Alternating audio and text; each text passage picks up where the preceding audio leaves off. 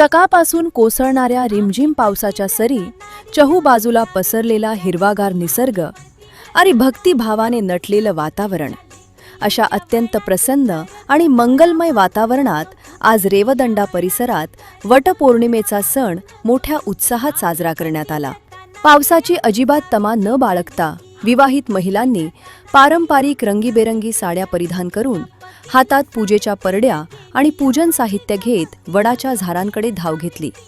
त्यामुळे आज सकाळपासूनच मंदिर परिसर आणि वडाच्या झाडांभोवती महिलांची मोठी गर्दी उसळली होती.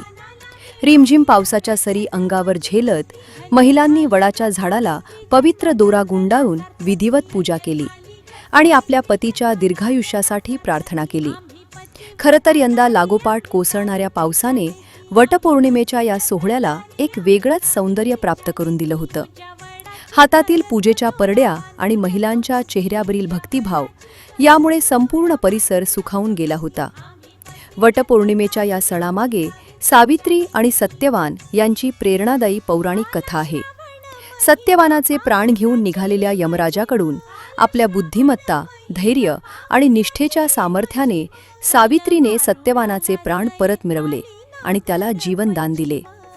त्याच अढळ निष्ठेचे स्मरण म्हणून आजच्या आधुनिक काळातही विवाहित महिला वडाच्या झाडाची पूजा करतात आणि पतीच्या उत्तम आरोग्याची आणि अखंड सौभाग्याची प्रार्थना करतात. एकंदरीत पाहिलं तर आज रेवदंड्यात पाऊस, श्रद्धा आणि परंपरा यांचा एक सुंदर संगम पाहायला मिळाला. पावसाच्या प्रत्येक सरीसोबत जणू श्रद्धेचाही वर्षाव होत असल्याचं चित्र आज सर्वत्र दिसून आलं. जनोदयकरिता सचिन मयेकर, रेवदंडा.